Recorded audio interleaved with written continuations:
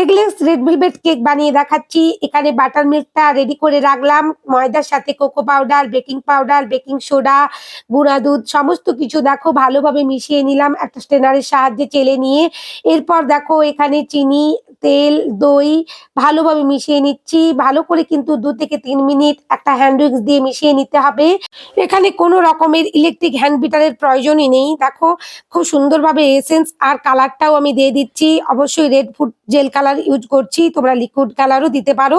ভালোভাবে মিশিয়ে নিয়েছি লিকুইড ইনগ্রিডিয়েন্টস গুলো। এরপর দেখো ড্রাই যে ইনগ্রিডিয়েন্টস গুলো সেগুলোও দিয়ে দিলাম। আর আগে থেকে যে বাটার মিল্কটা রেডি করে রেখেছিলাম সেটাও ধীরে ধীরে আমি ২ থেকে ৩ ধাপে দিয়ে ভালোভাবে দেখো এখানে মিশিয়ে নিয়েছি। আর খুব সুন্দরভাবে 5 ইঞ্চির মোল্ডে আমি ঢেলে নিয়ে বেক করে নিয়ে আসবো। এই ধরনের রেড ভেলভেট কেক গুলো যদি তোমরা বাড়িতে বানাও খুব সুন্দর টেস্ট হয় খেতে।